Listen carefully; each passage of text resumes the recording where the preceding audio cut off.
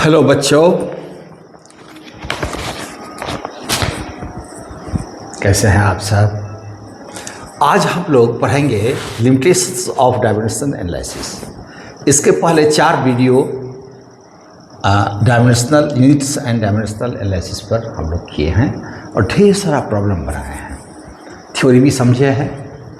और उसी क्रम में ये 5वां वीडियो है और इसमें भी कुछ हम लोग समझेंगे और उसके बाद कुछ अच्छे प्रॉब्लम करेंगे। तो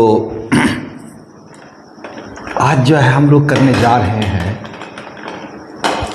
लिमिटेशंस ऑफ डायमेंशनल एनालिसिस। अभी तक हम लोग ढेर सारा प्रॉब्लम इसमें जो किए हैं उसमें हमने देखा है कि जैसे कि प्रोपोर्शनैलिटी कांस्टेंट, उसका वैल्यू हम इसमें नहीं निकाल सकते, जो कि डायमेंशन हम लोग क्या एज्यूम करते थे, डायमेंशनलेस प्रोपोर्शनैलिटी कांस्टेंट, और प्रॉब्लम बना लेते थे, है ना। तो देखते हैं क्या क्या इसका लिमिटेशंस है। पहला है नंबर 1, इसको आप नोट करके, बल्कि आप जानते हैं, उस आपको पता चल चुका है क्या क्या लिमिटेशंस है, उसी को ऑर्गेनाइज्ड वे में यहाँ प्रेजेंट कर रहे हैं। इट इज़ नॉट पॉसिबल, पहला है इट इज़ नॉट पॉसिबल। मेरे साथ साथ आप भी लिखिए और समझ लीजिए, फिर समझा देंगे। To assign values to assign values to dimensionless proportionality constant.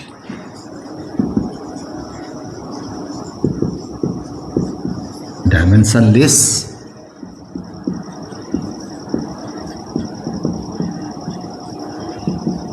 proportionality constant। Normally हम लोग क्या मानते थे कि, है ना। पहला पॉइंट ये हुआ जो कि बिल्कुल ही क्लियर है। ओके,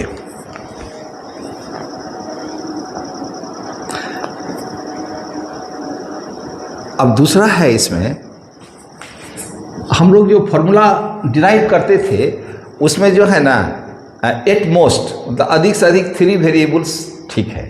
3 वेरिएबल्स अगर ज़्यादा रहेगा तो इस मेथड से डिराइव नहीं कर सकते हैं फॉर्मूला, ठीक है।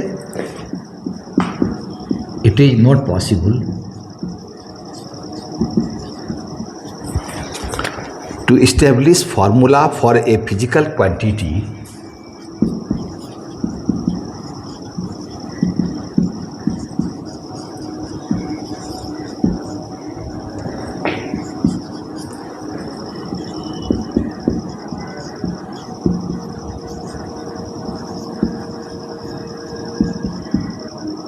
physical quantity that depends on more than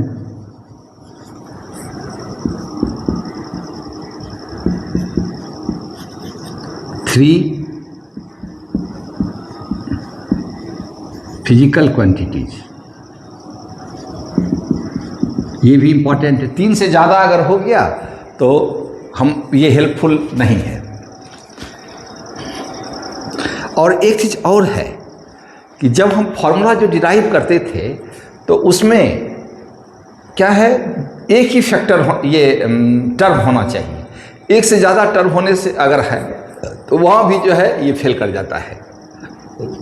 तो तीसरा पॉइंट क्या हो गया, it is not possible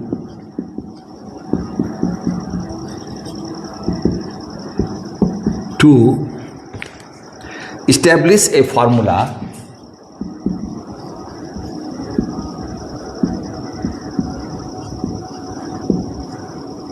which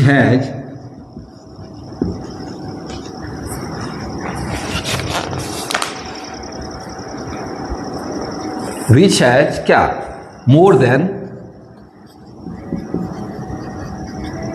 1 term, है ना। उस केस में भी जो है ना ये काम नहीं करता है dimensional analysis.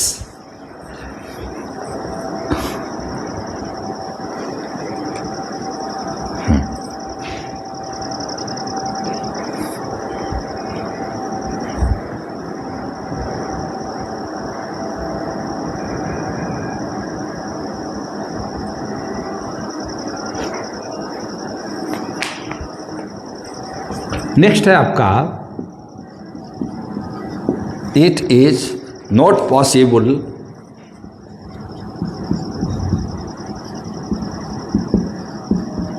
it is not possible to reduce a physical equation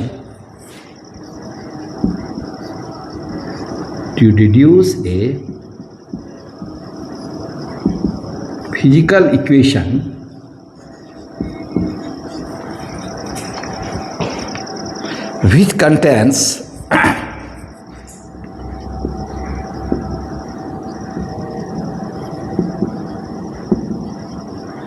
क्या, जैसे कि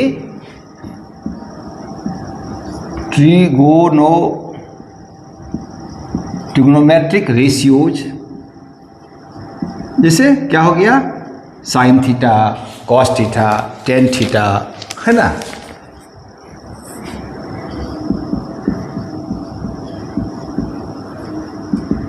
exponential functions e to the power x हो गया, है ना, एंड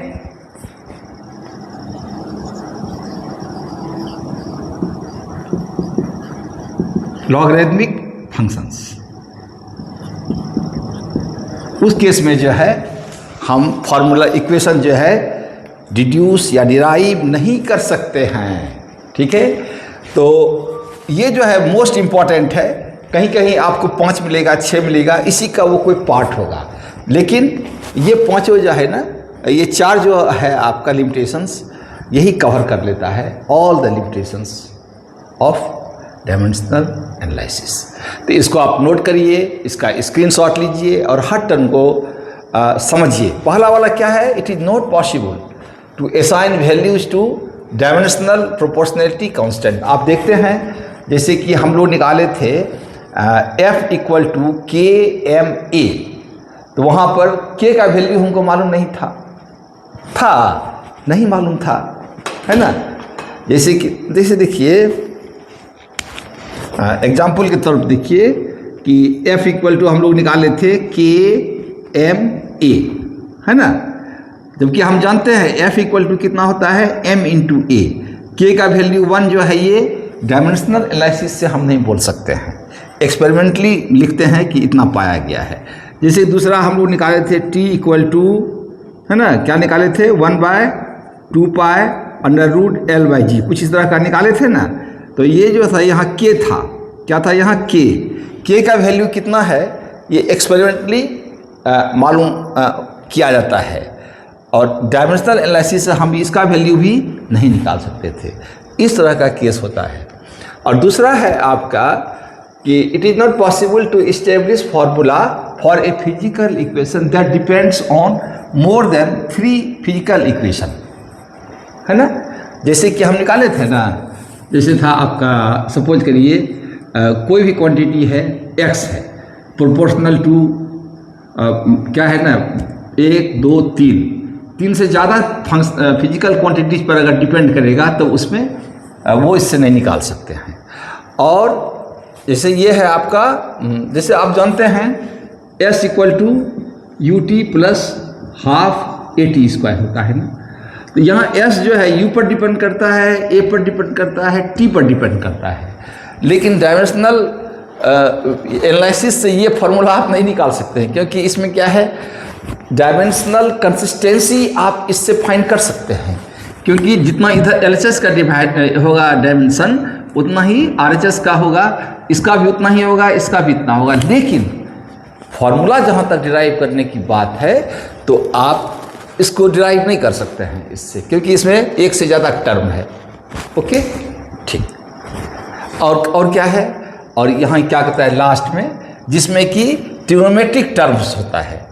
ट्रिग्नोमेट्रिक टर्म्स में क्या हो गया, ट्रिग्नोमेट्रिक रेशियोज, जैसे हुआ कि साइन थीटा हो गया, कॉस थीटा हो गया, टेन थीटा हो गया, है ना। इस टाइप का अगर रहेगा तो उसको हम डिराइव नहीं कर सकते। ट्रिग्नोमेट्रिक रेशियो आप जानते ही हैं।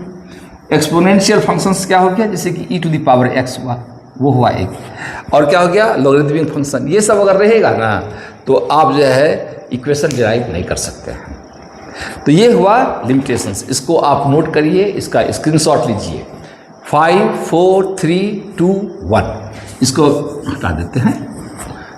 5 4 3 2 1, ओके। चलिए, इसके बाद हम लोग कुछ प्रॉब्लम बनाएंगे। पहले इसको डिलीट करते हैं।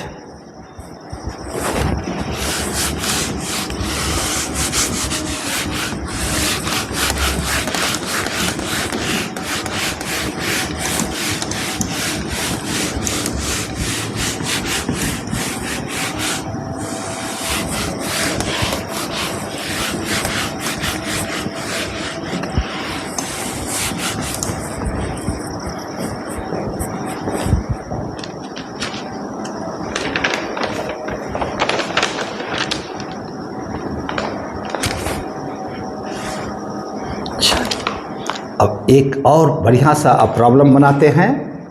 प्रॉब्लम पहले नोट कर लेते हैं। ए गैस बबल क्वेश्चन बनाइए इसको।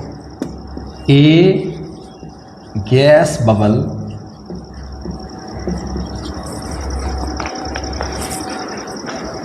From an explosion under water, from N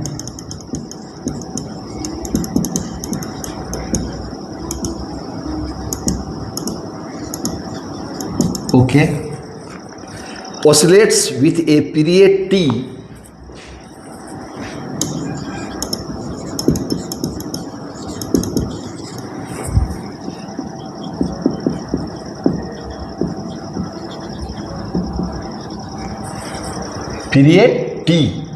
है ना,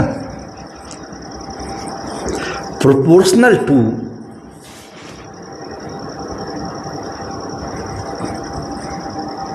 पीरियड टी, और टी क्या है, proportional to p to the power small a, d to the power b and e to the power c, जो oscillate करता है with a period t proportional to p power a, d to the power b, e to the power c, where P is equal to pressure, okay. D is the density of water. D क्या है, density of water.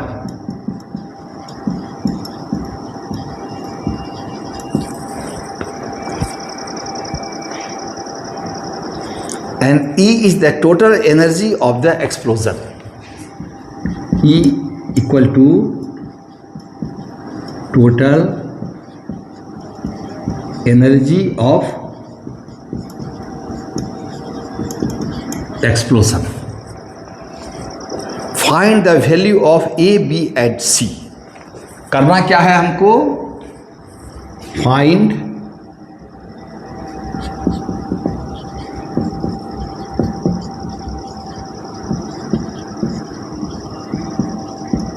देखिए ये problem IIT JEE में आया हुआ है, year मुझे नहीं मालूम है, आया हुआ है। तो ये प्रॉब्लम हम इसलिए सेलेक्ट किए हैं कि इसमें बहुत सारा लर्निंग है जो कि जो 11th 12th में है उनके लिए भी इम्पॉर्टेंट होगा खास करके, और उसके बाद बोर्ड एग्जामिनेशन में भी, और उसके बाद जो आता है इंजीनियरिंग का इंट्रेंस एग्जामिनेशन, तो उसमें आपका 11th 12th दोनों रहता है ना। तो अभी से ही अगर पढ़ा जाए तो ज़्यादा अच्छा है, तो सबके लिए यूजफुल है ये। तो इसमें क्या कहता है कि एक गैस बबूल, एक वाटर के अंदर क्या हुआ, एक एक्सप्लोजन हुआ और उसमें एक गैस बबूल जो है उसके बारे में कहता है। गैस बबूल क्या कर रहा है, ऑसिलेट कर रहा है, और ऑसिलेट कर रहा है तो इसका टाइम पीरियड कितना है, टी है। टी क्या है, वो पी प्रोपोर्शनल है, p to the power a, d to the power b, e to the power c। यहाँ तक आपको प्रॉब्लम में करके ही दे दिया गया है, और ये भी बता दिया गया है प्रेशर है p, d है डेंसिटी, e है energy, total energy of explosion. तो यहाँ पर हम जो इंटरेस्टेड हैं, ये जो a b c है इसको निकालने में, यही हमारा इंटरेस्ट है, यही हमारा काम है। यहाँ पर कैसे करेंगे इसको, तो सबसे पहले आप क्या करिए, सबसे पहले हम क्या करते हैं, P क्या है, प्रेशर है। P क्या है, प्रेशर। प्रेशर इक्वल टू क्या होता है, force divided by area, force per unit area pressure है। तो फोर्स का डायमेंशन कितना होता है, M/L/T-2 और एरिया क्या हो गया, लेंथ इंटू ब्रेड्थ यानी L इंटू L क्या हो गया, L स्क्वायर, है ना। तो देखिए ये और ये काट दीजिए, क्या हो गया, M, ये L ले जाइए ऊपर, L-1 T⁻², ये ऑलरेडी ऊपर में है। तो ये आपका जो है प्रेशर का डायमेंशन मिल गया। क्या हो गया, M/L⁻⁻1 T⁻²। अब डेंसिटी क्या है, D। डेंसिटी इक्वल टू क्या होता है, मास डिवाइडेड बाय वॉल्यूम। मालूम है आपको, मास का क्या होता है, M डायमेंशन, वॉल्यूम का क्या हो जाएगा, लेंथ मल्टीप्लाई। तो वॉल्यूम का फॉर्मूला तो आप जानते हैं, शुरू से ही जानते हैं, तो L⁻3। ये कितना हो गया आपका, M/L⁻, जब ऊपर ले जाएंगे ये हो गया आपका डायमेंशन डेंसिटी का, M/L⁻3। अब बचा एनर्जी, E क्या है, एनर्जी। तो एनर्जी क्या है, एनर्जी इक्वल टू क्या होता है, वर्क। यह है एनर्जी। एनर्जी का वही डायमेंशन होता है जो कि वर्क का होता है। और वर्क का क्या फॉर्मूला होता है, force multiplied by displacement. Force का कितना होता है, ये डायमेंशनल फार्मूला M/L⁻T-2। ये क्या है, डिस्टेंस। ये क्या है, ये क्या है, डिस्टेंस, कंफ्यूजन ना हो, तो इंटू L हो गया। तो इसका दोनों को मिला दीजिए, इस जाएगा M/L² T⁻²। देखिए इतना जब हो गया आपका, डेंसिटी का भी देखिए प्रेशर का निकाल लिए डायमेंशनल फार्मूला, उसके बाद डेंसिटी का निकाले, उसके बाद एनर्जी का निकाले।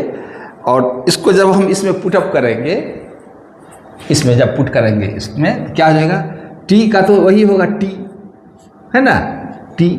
और उस तरफ क्या होगा आपका, उस तरफ क्या होगा आपका, ये K रहना दीजिए यहाँ पर, कोई दिक्कत नहीं है।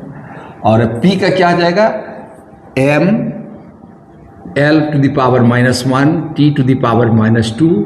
इस पर कितना होगा, A, पावर कितना होगा, A। और D का कितना है, M/L⁻3। इस पर क्या हो गया, इसका B डाल दीजिए।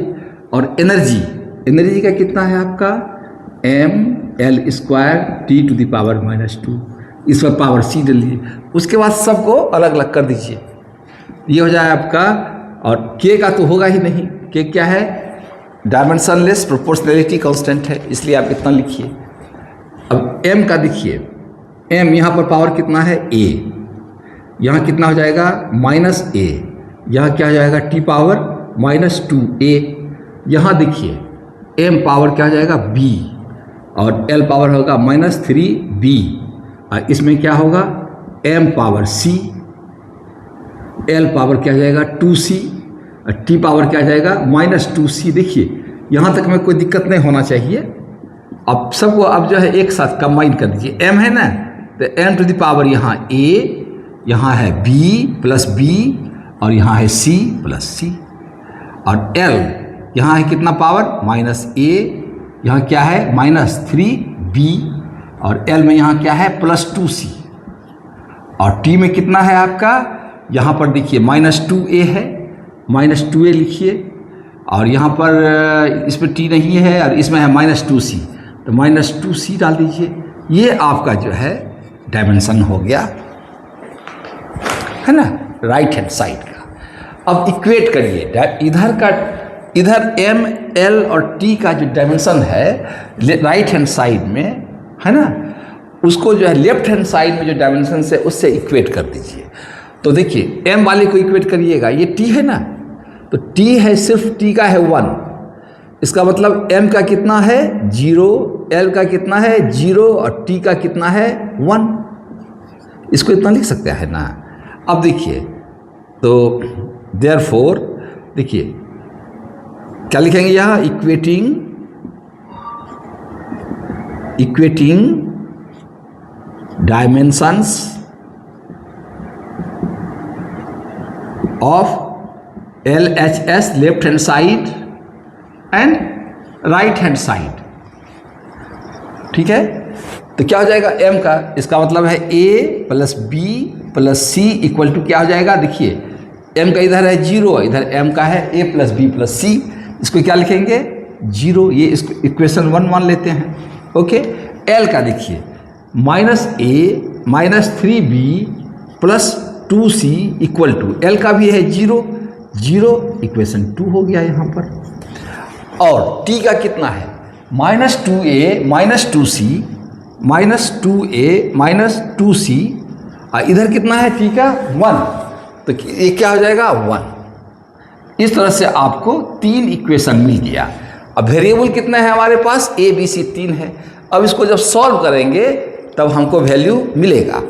तो पहला इक्वेशन हो गया a plus b plus c equal to 0, दूसरा हो गया minus a minus 3b plus 2c equal to 0, तीसरा है minus 2a minus 2c equal to 1। इसको हम सॉल्व करते हैं। कैसे सॉल्व करें इसको, तो देखिए अब क्या करते हैं हम, देखिए a b c इसमें है 1 में, ये भी है 3 टर्म इसमें भी, इसमें है। अगर हम 1 और 2 इक्वेशन को प्लस कर दें, ये a वाला टर्म और ये वाला टर्म कट हो जाएगा, तो हमको क्या मिलेगा, है ना। तो जो भी मिले हम इसको ऐड करते हैं। क्या लिखते हैं, एडिंग इक्वेशन 1 एंड 2। तो हमारे पास क्या हो जाएगा, यहां ना लिख करके इधर लिखते हैं, एडिंग 1 एंड 2। देखिए यहाँ है a plus b plus c equal to 0, नीचे है minus a minus 3b plus 2c equal to 0। जब इसको आप ऐड करेंगे ये plus a minus a cut जाएगा, और यहाँ क्या है, ऊपर में है b, यहाँ है माइनस 3b, तो आपको क्या बचेगा, इससे क्या मिलेगा हमको, minus 2b minus 2b minus 2b, है ना। और यहाँ क्या आ जाएगा प्लस 3c इक्वल टू 0। अब देखिए, और minus 2b equal minus 2b plus 3c, है ना, ठीक है, हाँ इक्वल टू, तो माइनस 2b इक्वल टू क्या हो जाएगा, माइनस 3c, है ना।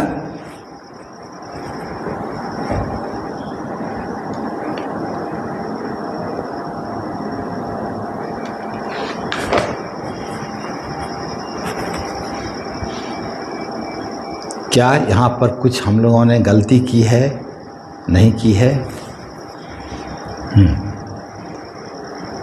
या इसको अच्छी तरह से, ये a plus b plus c equal to 0 minus a minus 3b plus 2c equal to 0, ये क्या हो गया, ये तो कट गया, ये माइनस 3b यहाँ भी है तो माइनस 2b हो गया, minus 2b plus 2c plus c 3c, ठीक है, 3c इक्वल टू क्या हो गया 0, और माइनस 2b इक्वल टू गया माइनस 3c, और b इक्वल टू कितना हो गया, देखिए ये माइनस माइनस खत्म, तो 3/2c कितना आ गया, 3/2c। ओके,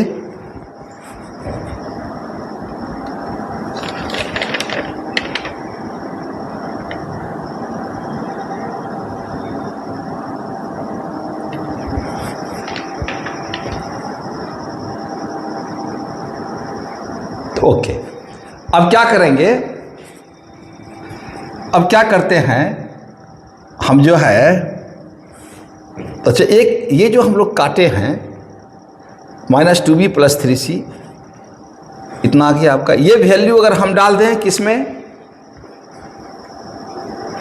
ये वैल्यू b का वैल्यू अगर हम इसमें डाल दें, एक कम और करते हैं,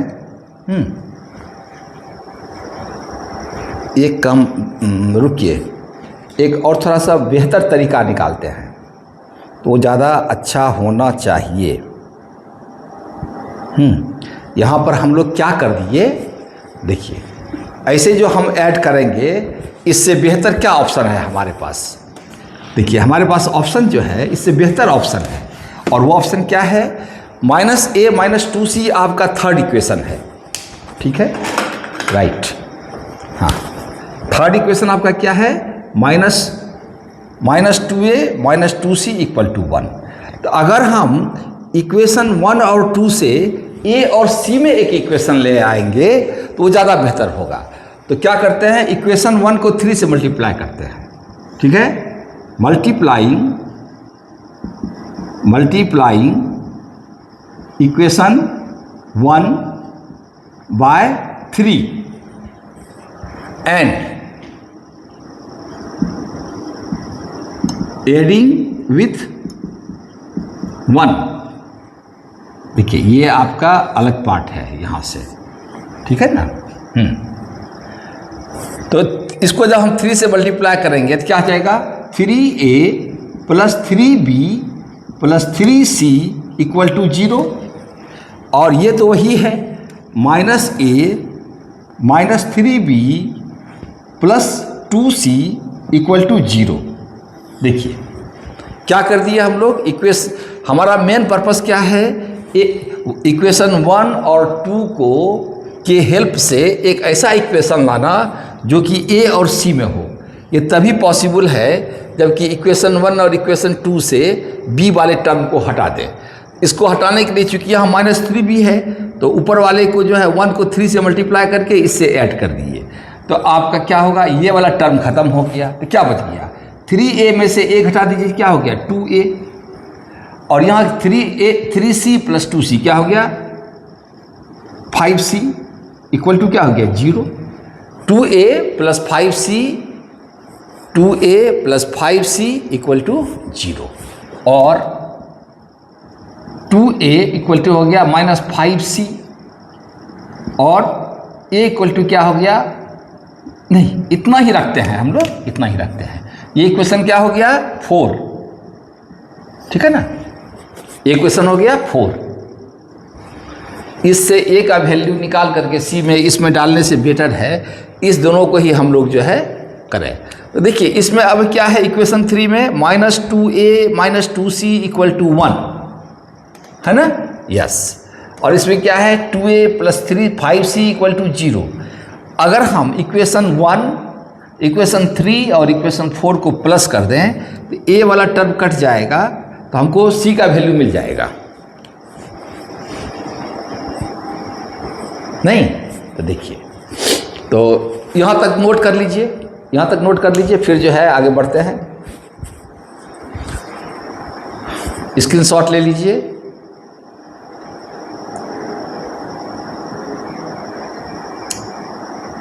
ठीक है, ओके।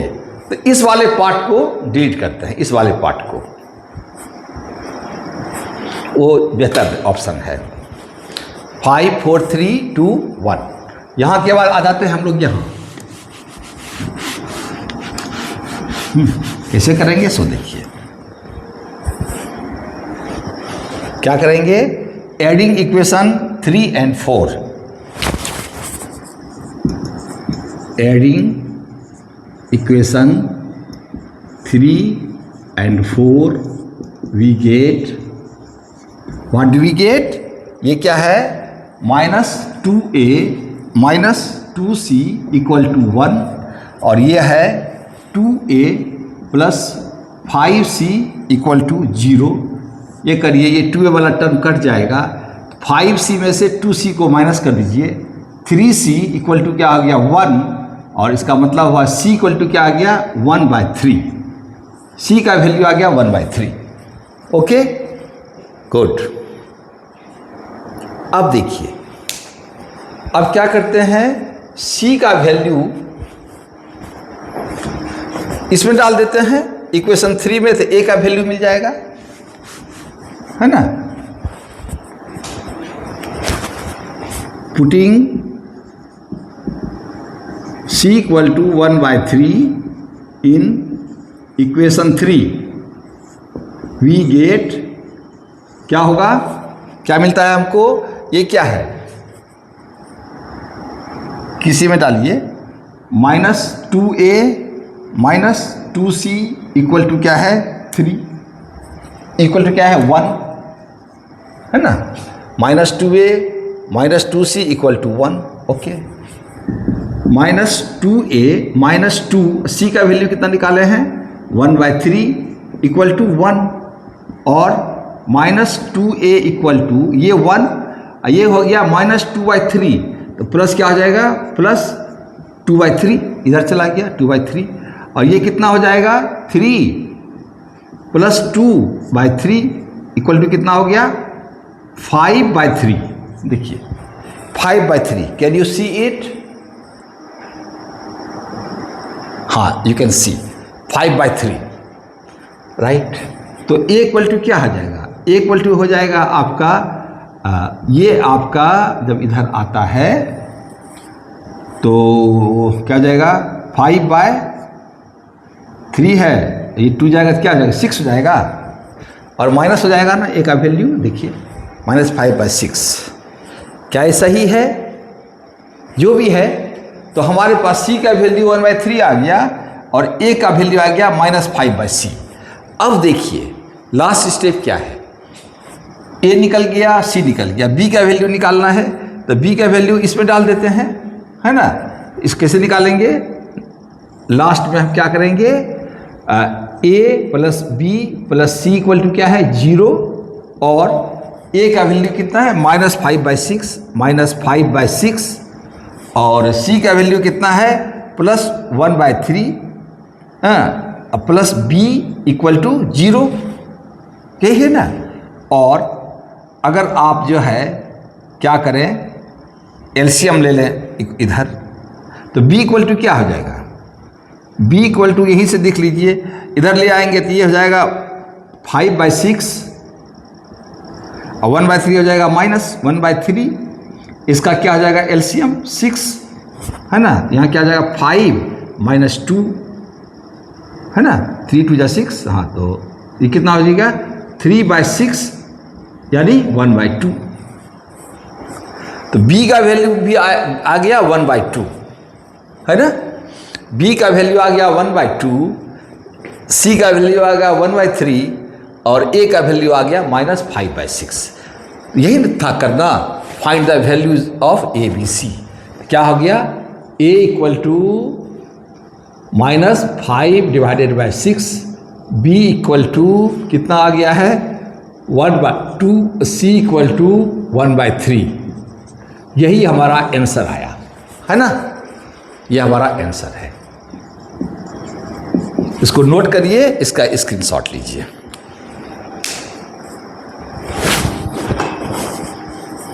है ना, ये इंटरेस्टिंग सवाल है।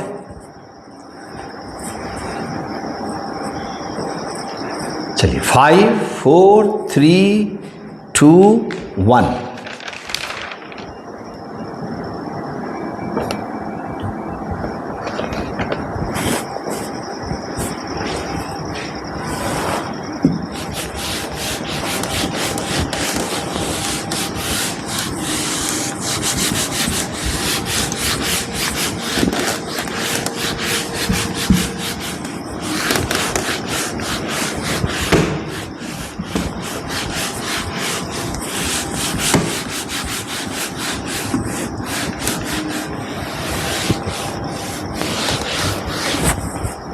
नेक्स्ट सवाल बनाते हैं। क्वेश्चन है, क्वेश्चन नंबर 2 लिखिए। ये भी बहुत ही अच्छा सवाल है और इसको बनाने के बाद भी आप बहुत ही सीखेंगे। In a particular system of units, ये भी जो है ना IIT JEE में आया हुआ है और इसमें लर्निंग बहुत ज़्यादा है, क्योंकि जब आप एक बड़ा सवाल, कम्प्लेक्स सवाल बनाते हैं, उसको बनाने के क्रम में आप ढेर सारी बातें सीखते हैं। इसलिए बड़ा प्रॉब्लम सॉल्व करना जो है ना आपके लिए ज़्यादा फ़ायदेमंद है ना। तो इसमें क्या है, in a particular system of units, in a particular system of units, unit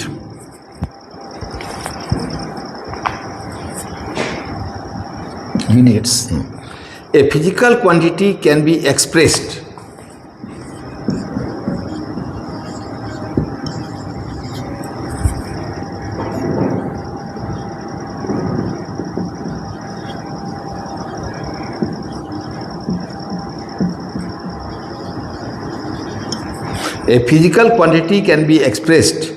in terms of electric charge.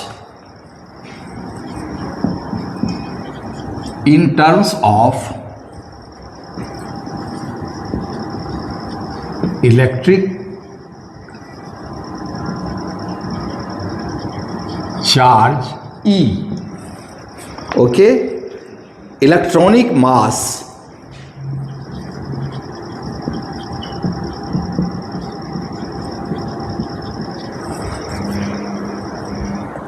M E। और तीसरा है आपका Planck's constant.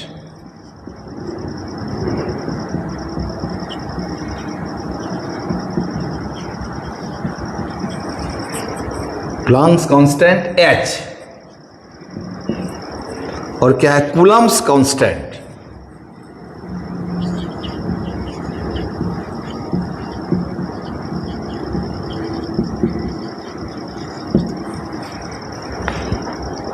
Coulomb's constant K equal to 1/4 pi epsilon 0। क्या है? Coulomb's constant K equal to 1/4 pi epsilon 0 where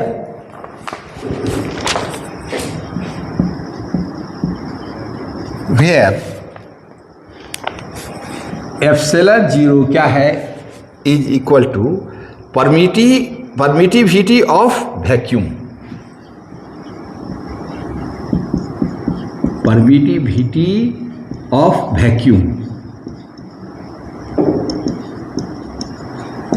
vacuum in terms of these physical constants। अभी सवाल खत्म नहीं हुआ है। In terms of these physical constants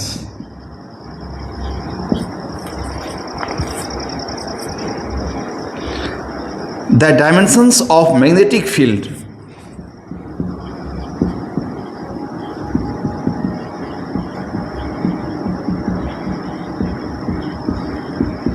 of the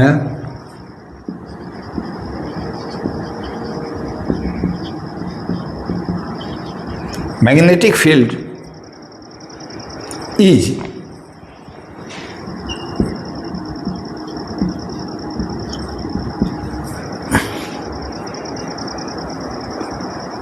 e to the power alpha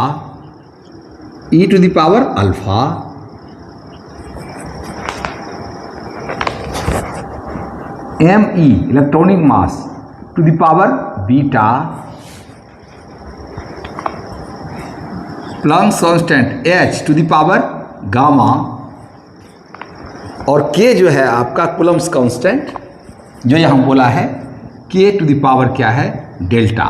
देखिए इससे कितना चीज़ हम लोग सीखेंगे, खास करके क्लास 11 वाले के लिए ये बहुत ही क्या है कि ऐसा नहीं सोचना है कि वो 12th में पढ़ेंगे। आप पहले से अगर आप एक्सपोजर आपको मिल जाता है तो आपके लिए आसान होता है, क्योंकि 11 और 12th मिलने के बाद ही जो है ना आप ये दोनों मिला करके ही आप लाइफ में कुछ करते हैं, है ना। तो आइसोलेशन में नहीं स्टडी करना है, आइसोलेटेड नहीं करना है, ठीक है। कितना चीज़ आप देख रहे हैं, खास करके 11th क्लास के लिए। इलेक्ट्रिक चार्ज, एक इलेक्ट्रॉन पर जो चार्ज होता है वो है इलेक्ट्रॉनिक मास। एक इलेक्ट्रॉन का जो मास होता है उसको क्या बोलते हैं? इलेक्ट्रॉनिक मास। आपको मालूम भी होगा, प्रीवियस क्लास में कुछ आप पढ़े हैं। प्लैंक्स कांस्टेंट, हम लोग ढेर सारा जो है ना डायमेंशनल फार्मूला डिराइव किए हैं, जिसमें प्लैंक्स कांस्टेंट, मैग्नेटिक फील्ड, ये सब का निकाले हुए हैं। उसके लिए आप इसके पहले जो है ना वीडियो ज़रूर देखिए, तब जो है एक पढ़ाई में आपको कंसिस्टेंसी मिलेगी। और उसके बाद क्या? कूलम्ब्स कांस्टेंट है ना, के इक्वल टू, यहाँ पर एक नया टर्म सीखे एप्सिलॉन जीरो, है ना। क्या होता है ये? Permittivity of vacuum. इसको समझेंगे जब आगे बढ़ेंगे। तत्काल जो है आप इतना जानिए, क्योंकि आपका मेन चीज जो है ना क्या, हाँ अभी प्रॉब्लम खत्म नहीं हुआ है। In terms of b equal to इतना, सॉरी, हाँ द वैल्यू ऑफ लास्ट अभी खत्म नहीं हुआ है, the value of alpha plus beta plus gamma plus delta is equal to, is, problem ऐसा ही आया है, dot dot dot dot dot dot, ये आपको यहाँ वैल्यू डालना है। ये हो गया आपका प्रॉब्लम, है ना। तो ये आपका जो है ओवरऑल प्रॉब्लम है ना। तो कैसे बनाएंगे इसको? ये आया हुआ है ऑलरेडी। कैसे बनाएंगे इसको? देखिए, यहां देखिए, सबसे पहले आप ये आपका जो है ना इस तरह का प्रॉब्लम बनाए हैं ना, जो प्रोपोर्शनल होता था, कोई फिजिकल क्वांटिटी, तो उसके बाद जो है ना जो दूसरा physical quantity power a b c ये सब लेते थे, यहाँ पर अल्फा बीटा गामा और डेल्टा डाल दिया है ना। एक्स वाई जेड वगैरह ना डाल के क्या दे दिया है, या ए बी सी डाल। हम लोग नॉर्मली जो प्रॉब्लम बनाते थे उसमें क्या करते थे, पावर एक्स वाई जेड वगैरह ले लेते थे। यहाँ पर जो है एक अच्छा टर्म है आपका अल्फा बीटा गामा डेल्टा, ये सब मैथ में भी काम आता है ना। ठीक है, आपको निकालना क्या है, ये जो है ना डायमेंशंस, इसका alpha plus beta plus gamma plus delta, इसका सम कितना होगा ये आपको निकालना है ना। ये आपको यहाँ भर देना है, बस हो गया काम। कैसे बनाएंगे? बच्चों थोड़ा सा सोचिए अच्छी तरह से। ये सब प्रॉब्लम बनाएंगे ना, बनाने के बाद आपको लगेगा yes today I have learn a lot, है ना। आज बहुत मेहनत किए हैं। सोचिए तो 1 मिनट का टाइम देते हैं, है ना, 1 और देखिए कैसे बनेगा।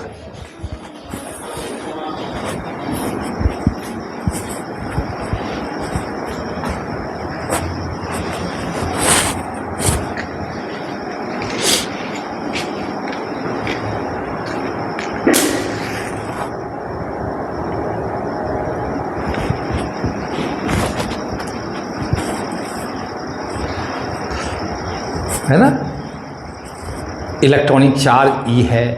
इसमें क्या है, सबसे पहले हमको क्या इसमें क्या करेंगे, तो हम देखेंगे कि अगर हम राइट हैंड साइड में जितने भी आपके फिजिकल कांस्टेंट्स दिए हुए हैं उसका अगर हम डायमेंशंस लिख डालें, और लेफ्ट हैंड साइड में जो फिजिकल क्वांटिटी है मैग्नेटिक फील्ड उसका डायमेंशन डाल दें और उसको सिंप्लीफाई कर दें, तब हमको जो है जो मिलेगा, तो उस केस में लेफ्ट हैंड साइड में जो भी हमारे पास रहेगा उसका डायमेंशन और राइट हैंड साइड का जो डायमेंशन होगा वो इक्वल होगा। और अगर हम इक्वेट करते हैं डायमेंशंस और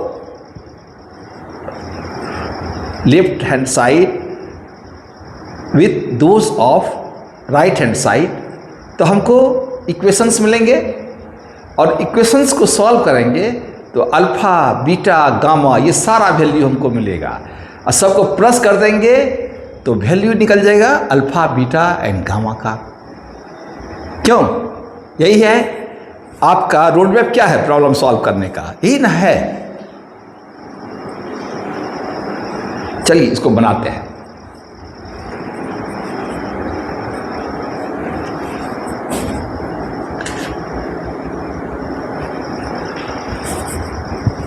सबसे पहले हम जो है इसमें डाल देते हैं, चलिए सब का डाल देंगे। क्या? हाँ, इसमें देखिए आपका ये है मैग्नेटिक फील्ड, तो मैग्नेटिक फील्ड का डायमेंशन क्या होता है? मैग्नेटिक फील्ड का डायमेंशन क्या होता है मालूम है? लास्ट क्लास में हम लोग किए हैं। ये होता है आपका m t to the power -2 and I to the power -1 होता है।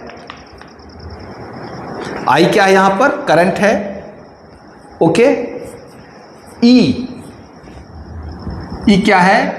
Electronic charge. ई का डायमेंशन जो है हम लोग नहीं, देखिए ये कितना होता है। देखिए ई का निकालने के लिए क्या करते हैं, हमको मालूम है करंट इक्वल टू क्या होता है, rate of flow of charge, यानी Q डिवाइडेड बाय T। तो Q का कितना हो जाएगा? I T. ये आई टी क्या हो गया आपका? डायमेंशन हो गया किसका? Q का हो गया। तो Q का हो गया, यहां क्या लिखेंगे? आई और T या AT, जो भी लिखना है लिखिए, है ना। आई टी इसको लिख दिए। ई का हो गया हमको मालूम। अब हमको किसका लिखना है? ये इलेक्ट्रॉनिक मास। देखने में कितना भारी भरकम है, लेकिन मास, ये मास। तो एम ई का क्या हो जाएगा? एम ई का हो जाएगा एकदम सिंपल m, और यहाँ कुछ नहीं होगा, मास का मास होगा। और उसके बाद हमारे पास क्या है? और क्या है? अब है प्लांक्स कांस्टेंट। नहीं, देखिए ई का हो गया, एम का हो गया, ई का हो गया, हाँ इसका हो गया, इसका हो गया, इसका हो गया, एच प्लांक्स कांस्टेंट। तो प्लांक्स कांस्टेंट का कितना है? आप लोगों को लास्ट वीडियो में सिखाए थे। उसका होता है E इक्वल टू, फॉर्मूला क्या होता है? H new. E क्या है? एनर्जी। ये है H क्या है? Planck's constant. और न्यू क्या है? फ्रीक्वेंसी। तो H इक्वल टू कितना होगा? ये होगा E divided by new. E क्या है? एनर्जी। एनर्जी का वही होता है डायमेंशनल फॉर्मूला जो कि वर्क का होता है। वर्क का कितना होता है? M L T -2 क्या होता है? ml square. देखिए ml T -2 ये किसका होता है? ये ml, ये किसका होता है? फोर्स का। और उसको जब L से मल्टीप्लाई करेंगे तो एक L इतना हो जाएगा, डिवाइडेड बाय न्यू का क्या होता है? T -1। तो ये कितना हो गया? ml square. T पावर कितना हो गया? ये -1 ऊपर जाएगा तो प्लस हो जाएगा, तो -1 ही बचेगा। देखिए ये हो गया आपका प्लांक्स कांस्टेंट H का। कितना हुआ? ml square T to the power -1। अब बचा आपका एक ये Coulomb's constant K equal to इतना। K का कैसे निकालेंगे? K का देखिए निकालना आसान है। आप जब, आपको याद होगा एक फॉर्मूला आएगा जो 12th में है उनको मालूम है, 11th के लिए खास करके मैं लिख रहा हूँ। दो चार्ज के बीच में फोर्स ऑफ एट्रैक्शन या रिपल्सन जो भी होता है वो इक्वल होता है, equal to proportional to product of charge divided by distance between the charge, उसका स्क्वायर। यहाँ होता है 1/4πε0। तो ये जो है यही है K। यहाँ पर, यहाँ क्या है? यही K है। तो हमको तो K का चाहिए, क्योंकि यहाँ पर क्या है? K टू द पावर इतना है। तो K का क्या हो जाएगा? फॉर्मूला पहले K का निकालिए। K इक्वल टू हो जाएगा FR square divided by Q1 Q2 हो जाएगा, होगा। यदि प्रॉब्लम देखिए, जब फॉर्मूला मिल गया तो हम इसका निकाल लेंगे। F का कितना होता है? F का होता है, देखिए F का कितना होता है? F का होता है आपका ml T -2, यही ना होता है? बताइए। ये हो गया एक्सेलरेशन, ये हो गया मास, इतना होता है। और R स्क्वायर डिस्टेंस क्या हो जाएगा? L square divided by Q1 Q2। Q क्या है? चार्ज है। और चार्ज का हम लोग निकाले हैं क्या होता है? IT। यहाँ 2 बार मल्टीप्लाई क्या हो जाएगा? I स्क्वायर T स्क्वायर हो जाएगा, होगा। देखिए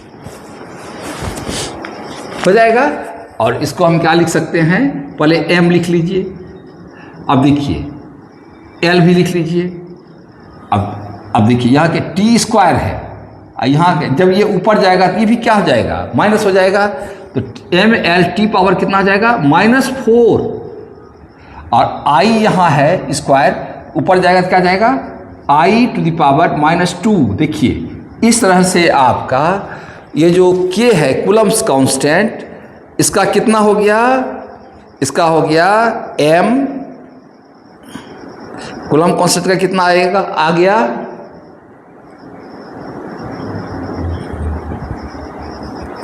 L का कितना है जी, हाँ ये तो L स्क्वायर है ना, तो ml² हो गया ना, हाँ ठीक है, ml² t⁻⁻4 i⁻⁻²।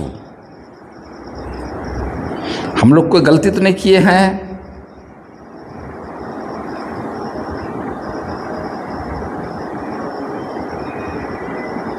ओके,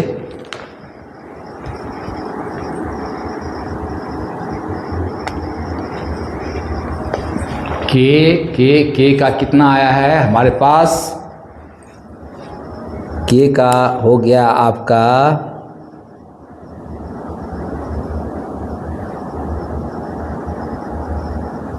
हाँ कुछ तो छूटा है, फोर्स।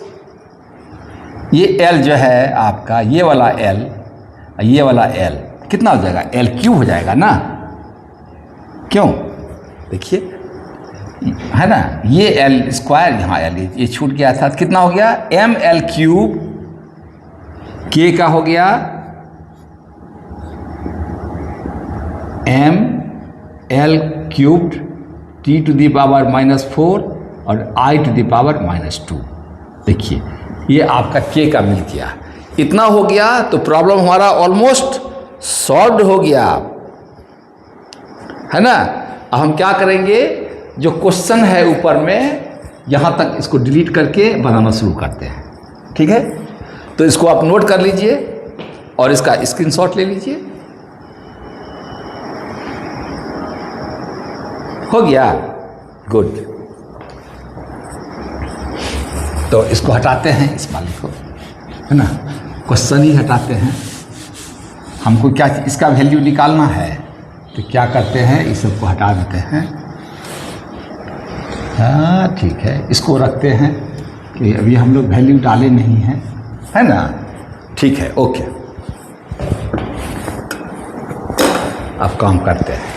तो b का कितना है हमारे पास, m, रेट से लिखते हैं, कंफ्यूजन नहीं रहेगा। b का डायमेंशंस कितना है, b का हम लोग लिखे हैं m t⁻⁻2 and i⁻⁻1। This is equal to e⁴ e यानी चार्ज का कितना निकाले हैं, it हो गया अल्फा, ओके। me, तो me का कितना है m, तो m⁻ कितना हो गया, बीटा, ओके। उसके बाद क्या है, h⁻ गामा, तो h का कितना निकाले हैं, h का कहाँ है, ये है ना, ml² t⁻⁻1, इस पर पावर कितना हो गया, गामा। और उसके बाद क्या है, k⁻⁴, तो k कितना है आपका, ml³ t⁻⁻4 and i⁻⁻²।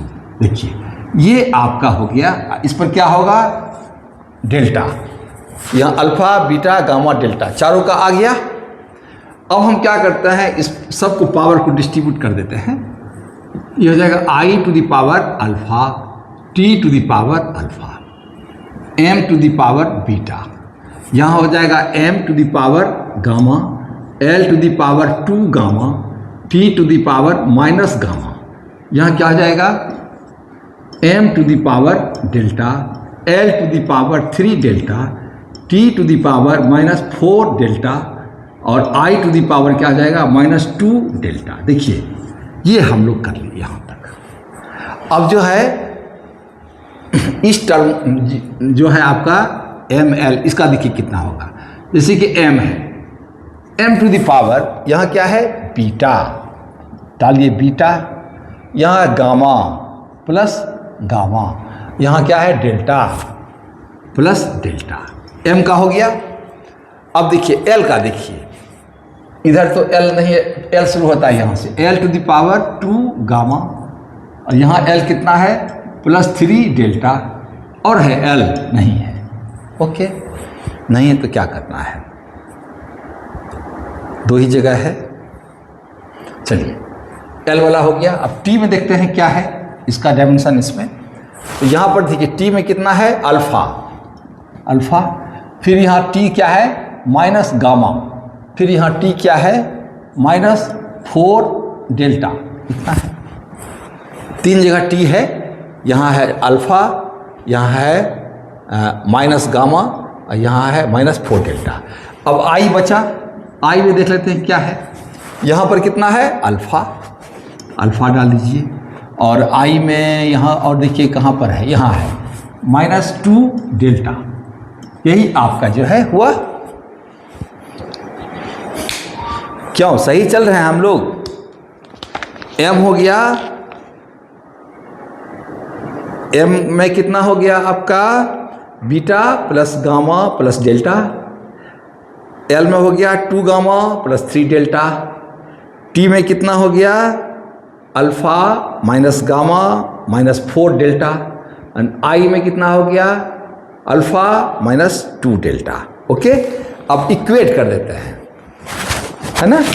Equating क्या लिखेंगे,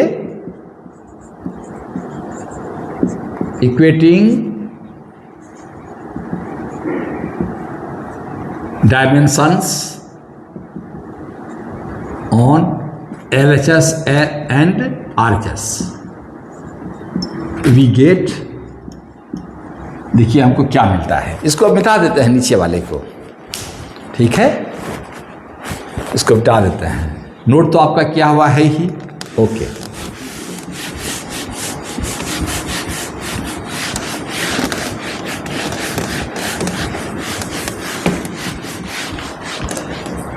अब देखते हैं, पहले m को देखते हैं, इधर m पावर 1 है और इधर क्या है, तो क्या लिखेंगे, तो कलर चेंज करते हैं, इसमें मज़ा नहीं आ रहा है, मज़ा आता है ब्लैक वाले को।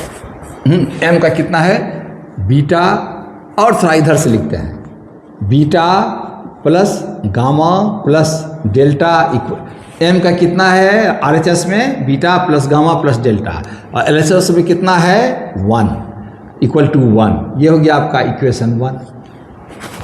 ठीक है, L का देखते हैं 2 gamma plus 3 delta, 2 gamma plus 3 gamma, 2 gamma, gamma ऐसे लिखते हैं, ठीक है ना, ऐसे 2 gamma plus 3 delta is equal to, यहाँ L का कितना है ये है, और लेफ्ट हैंड साइड में L नहीं है, ये हो गया 0 इक्वेशन 2। अब देखिए T का, देखिए तो क्या है alpha minus gamma -4 delta, this is, यहाँ T का इतना है, इधर T का कितना है -2, दिस इज इक्वल टू -2, ये हो गया आपका इक्वेशन 3। और I का देखिए alpha -2 delta, alpha -2 delta, this is equal to -1, I का इधर कितना है -1, ये हो गया आपका इक्वेशन 4, है ना। इस तरह से जब हम LHS और RHS का डायमेंशंस इक्वेट करते हैं, है ना, तो हमको क्या मिलता है beta plus gamma plus delta equation 1 मान लिए इसको।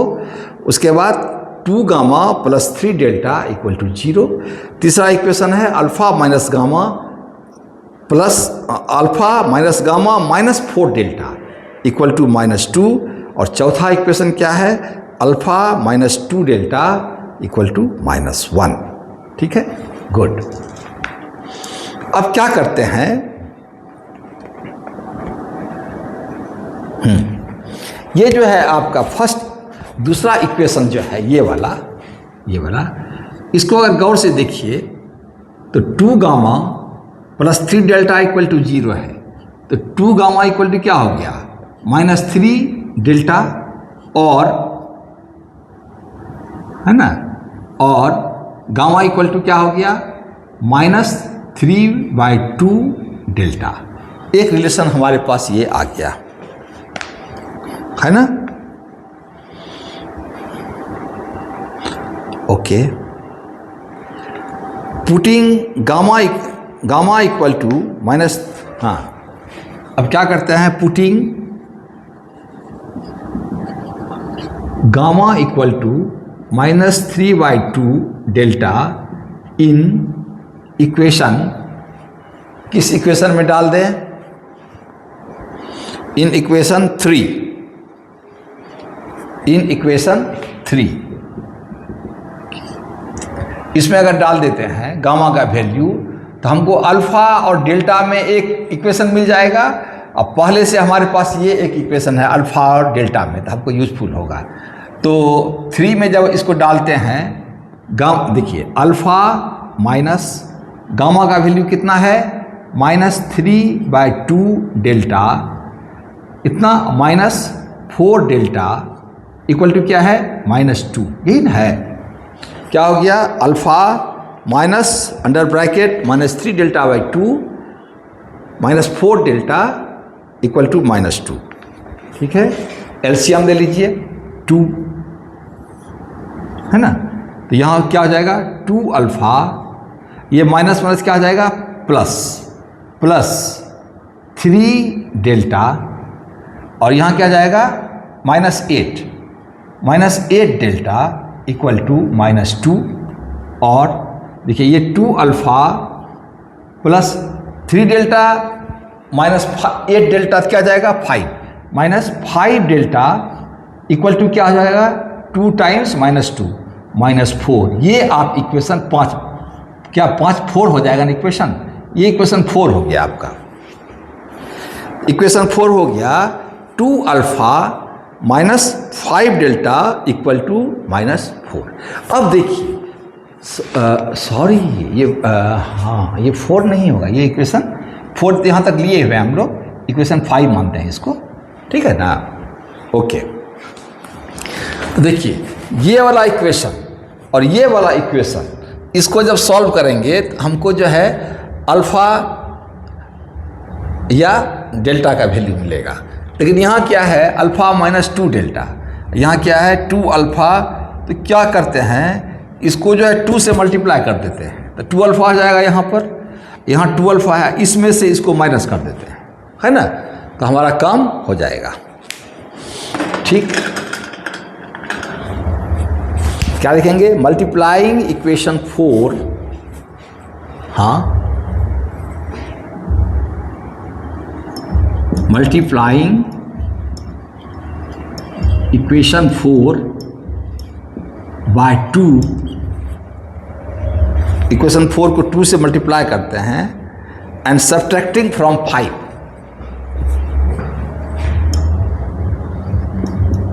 And then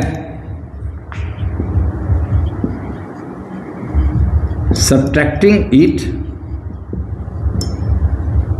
from equation 5, we get, किस में से घटाना है, इसमें से 2 अल्फा -5 डेल्टा इक्वल टू -4। किसको घटाना है, इसको 2 से मल्टीप्लाई करने के बाद ये हो जाएगा 2 alpha -4 delta -4 delta equal to -2। देखिए दोनों साइड 2 से मल्टीप्लाई करेंगे, इसको क्या हो जाएगा, 2 अल्फा -4 डेल्टा इक्वल टू -2। ठीक है ना। अब क्या करेंगे, सब्ट्रैक्ट, तो साइन चेंज हो जाएगा, यहाँ माइनस यहाँ प्लस, इक्वल टू, ये क्या लिखे हैं हम लोग, हम -2 है ना, इक्वल टू -2 है, इक्वल टू -2 है ना। गुड, अल्फा 2 अल्फा, नहीं ये क्या है, 2 alpha -5 delta, 2 alpha minus 5 delta equal to -4, और नीचे क्या लिखे हैं 2 alpha minus 4 delta equal to -2। हाँ अभी ये इसका साइन हो जाएगा प्लस। जब सब्ट्रैक्ट करते हैं तो साइन चेंज कर देते हैं, और इतना करने के बाद ये हमारा कट गया, तो क्या बचा हमारे पास -5 डेल्टा में से 4 डेल्टा चला गया, क्या बच गया माइनस डेल्टा, और यहाँ -4 में से 2 चला गया +2, क्या बचा -2, यानी डेल्टा का वैल्यू कितना आ गया 2, डेल्टा का वैल्यू आ गया 2, राइट, गुड। तो हमारे पास अभी कौन कौन सा वैल्यू आया है, डेल्टा का वैल्यू जब 2 आ गया हम गामा का वैल्यू निकाल सकते हैं, है ना। Therefore gamma equal to -3/2 bracket में क्या लिखेंगे 2, ये 2 कट गया, क्या हो गया -3, तो गामा इक्वल टू क्या आ गया -3। देखिए तो गामा का भी वैल्यू मिल गया, सही है क्या, गामा इक्वल टू 3 -3 आ गया ना, गुड, ओके। अब किसका वैल्यू बचा, अभी तो बचा है 2 ही निकला है ना, अल्फा का वैल्यू कितना होगा, गामा का वैल्यू सही निकाले हम लोग ना -3/2, और डेल्टा कितना निकाले हैं, डेल्टा आपका 2 -3/2 ब्रैकेट में 2, ये 2 कट गया -3, गामा हो गया। अब क्या करें हम लोग, अभी निकला है किसका इसका वैल्यू, डेल्टा और गामा का निकल गया है। अब अल्फा बीटा का तो निकालना बाकी है, अल्फा का वैल्यू कैसे निकालें, इससे निकाल लेते हैं, नहीं इससे निकाल लेते हैं इसका वैल्यू फ्रॉम इक्वेशन 4 है ना, 4 क्या है, alpha -2 delta equal to -1, alpha -2 delta का वैल्यू कितना निकाला है 2, ब्रैकेट में 2 इक्वल टू -1, और अल्फा -4 इक्वल टू -1, और अल्फा इक्वल टू -1 प्लस 4 यानी 3, अल्फा का वैल्यू कितना आ गया 3, देखिए अल्फा का वैल्यू भी निकल गया, बहुत अच्छा वैल्यू निकला है अल्फा का 3। अब कौन बचा है, एक बीटा बचा है, बीटा का वैल्यू, हाँ अल्फा का वैल्यू मालूम है, सॉरी गामा का मालूम है, डेल्टा का मालूम है, तो फ्रॉम इक्वेशन 1 है ना, क्या करते हैं, हाँ क्या किया जाए, हाँ इससे निकाल, देखिए तो बीटा का वैल्यू कितना हो जाएगा 1 माइनस डेल्टा माइनस गामा, है ना, बीटा इक्वल टू कितना आ जाएगा 1 minus gamma minus delta, 1 minus gamma कितना है -3, ब्रैकेट में -3 माइनस डेल्टा, और डेल्टा का वैल्यू कितना निकाले हैं 2, तो क्या आ जाएगा माइनस ब्रैकेट में 2, यही ना होगा 1, हाँ इतना हो जाएगा, ये कितना हो जाएगा देखिए 1 + 3 1 + 3 -2, क्या हो गया 4 में से 2 माइनस 2 हुआ ना, क्या इसका भी वैल्यू 2 ही आ गया कि कहीं कुछ मिस्टेक हुआ, बीटा का वैल्यू 2 आ गया, ओके। अब तो काम हो ही गया हमारा, क्या हो गया, अब हम इसको एक जगह लिख सकते हैं, देयरफॉर अल्फा इक्वल टू कहा गया अल्फा 3, बीटा इक्वल टू कहा गया बीटा 2, और delta equal to gamma equal to, gamma का कितना वैल्यू आया है -3, और डेल्टा का वैल्यू कितना आया है, डेल्टा का वैल्यू कितना आ गया वहाँ 2, यही ना आया है, ठीक है, ये वैल्यू आ गया आपका। तो हमको निकालना क्या है, यहाँ तक आप नोट कर लीजिए, स्क्रीनशॉट लीजिए। हम लोग जो है क्या निकाले हैं, अल्फा बीटा गामा और डेल्टा का वैल्यू निकाल लिए हैं।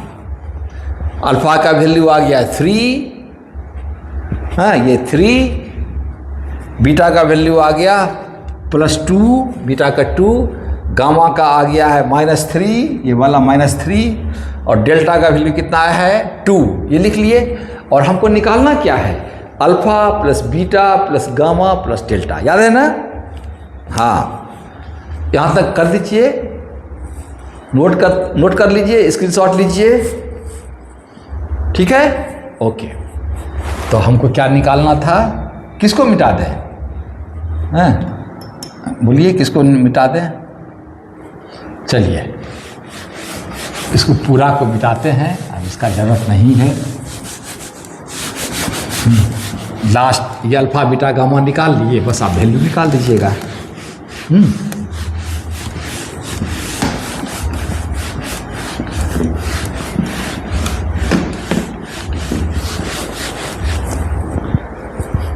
तो देयरफॉर हम क्या लिखेंगे, देयरफॉर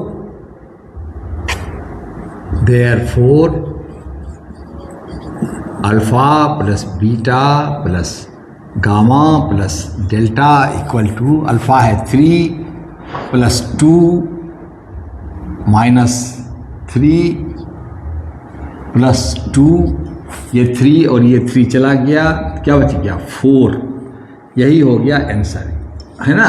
ये हो गया आंसर 4। तो alpha plus beta plus gamma plus delta, इसका वैल्यू आ गया इतना। बहुत अच्छा, ठीक है, गुड।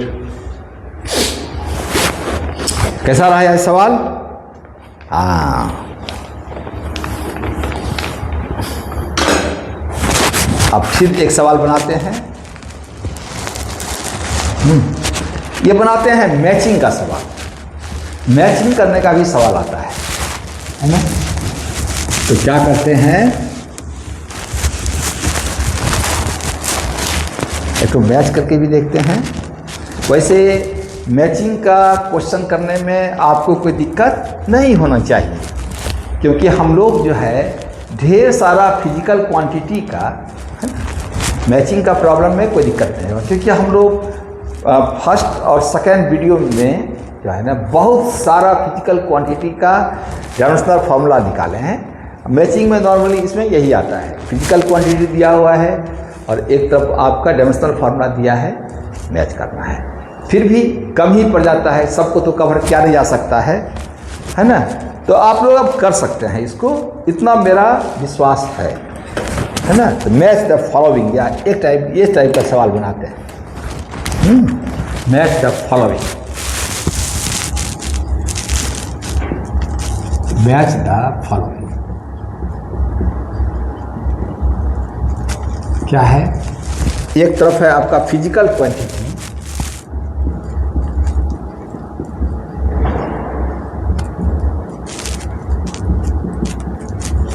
और दूसरी तरफ क्या है, एक क्वेश्चन है, दूसरी तरफ क्या है, डायमेंशनल फार्मूला।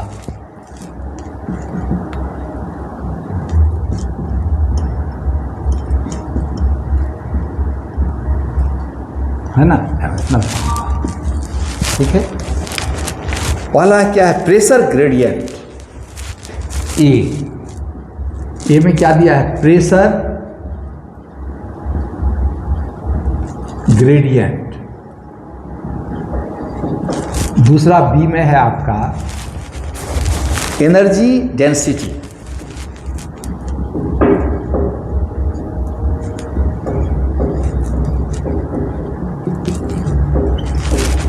सी में आपका है इलेक्ट्रिक फील्ड।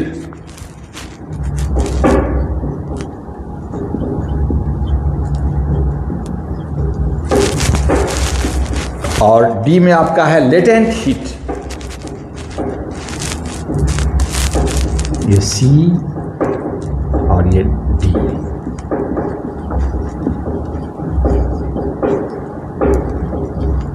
लेटेंट देखिए, प्रेशर ग्रेडियंट इधर, और इधर क्या है आपका, इधर है आपका 1 में M0L2 T to the power -2, 2 में आपका है m1 L-1 t-2, और तीसरा है आपका m1 L to the power -2 t to the power -2, ये है। और चौथा पे है आपका m1 L1 t -3 a-1, ये है आपका। ठीक है, गुड। देखिए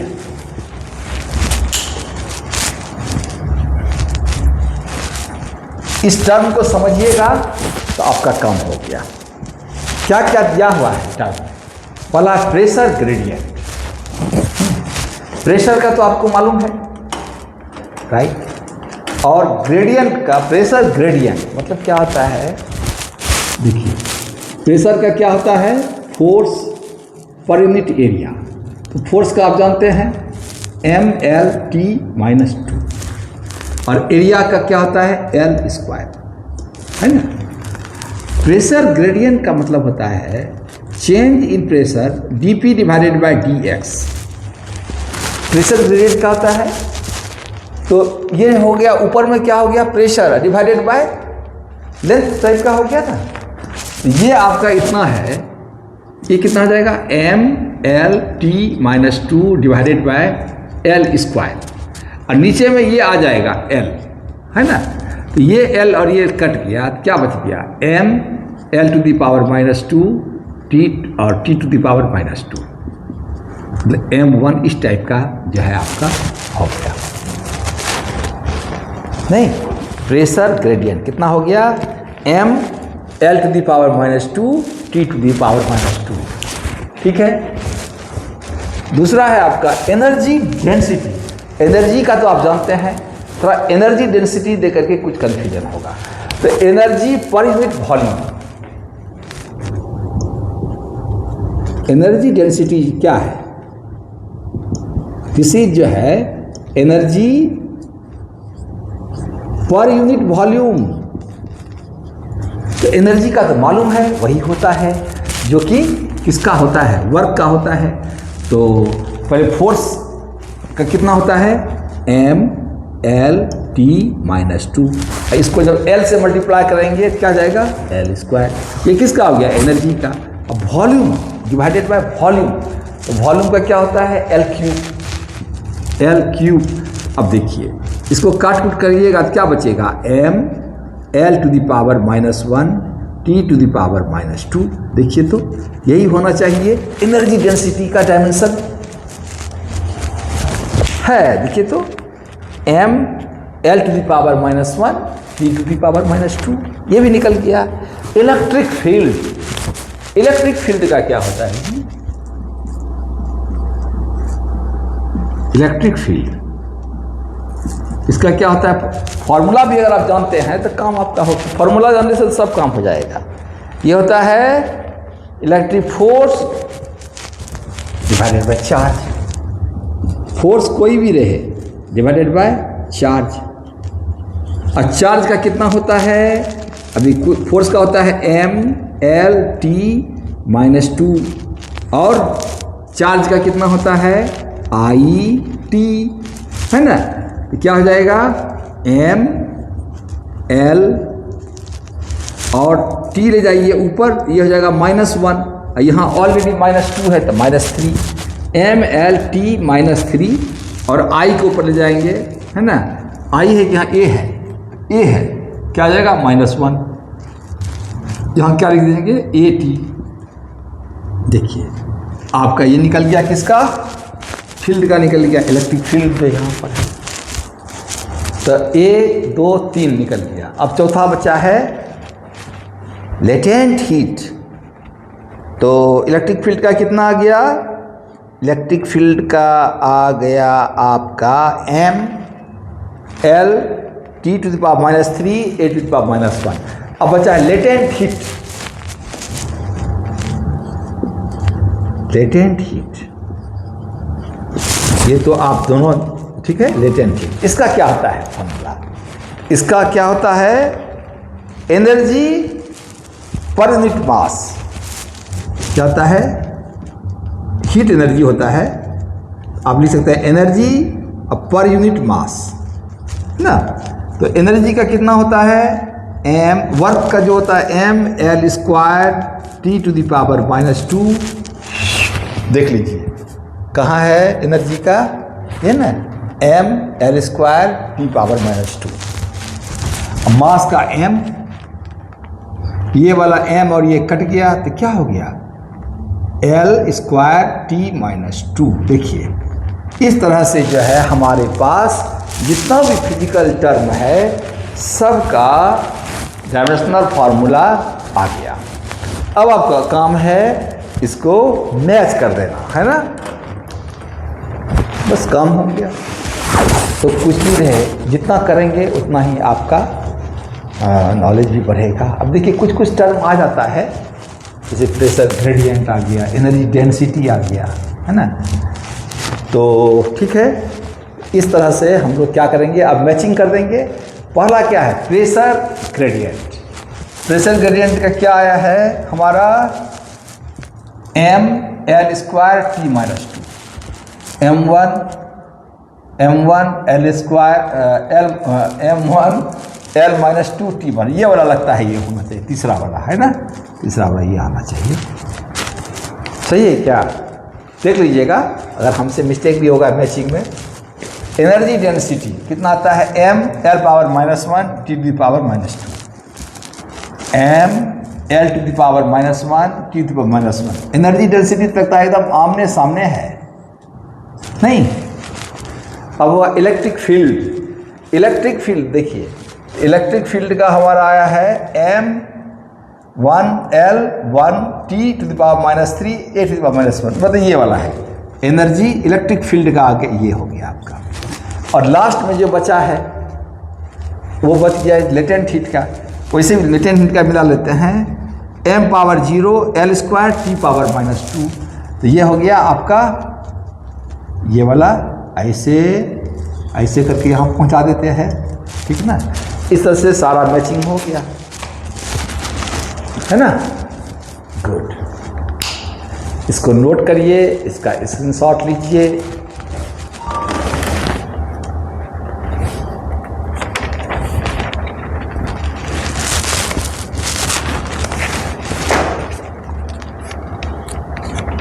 कोशिश, ये सब सवाल जो है मज़ेदार सवाल है ना।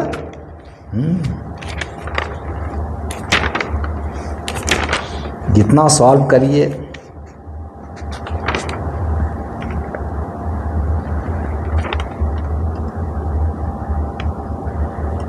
हम लोग जो है बहुत सवाल बनाए और मुझे लगता है कि इतना काफ़ी है ना। 11, 12 और जो है इंजीनियरिंग एंट्रेंस, चाहे जो भी हो, NIT का हो, IIT का हो, ठीक है। IIT JEE एडवांस का भी जो है हम लोग बहुत प्रॉब्लम किए हैं, आप देखिएगा। और उसको प्रॉब्लम IIT में जो प्रॉब्लम आया हुआ है एडवांस में, उसमें क्या होता है ना कि प्रॉब्लम में कुछ नहीं, मतलब बहुत चीज़ हम सीखते हैं उसको बनाने में, इसलिए हम ये विशेष ध्यान दिए हैं। उसमें छोटा छोटा बहुत चीज़ आप सीखते हैं, है ना, और कॉन्फिडेंस का लेवल हाई होता है, ठीक है। तो यहाँ तक रखते हैं, आगे जा कर के और हमको कुछ प्रॉब्लम मिलेगा तो हम यूनिट डायमेंशन में एक और आपको वीडियो बनाएंगे।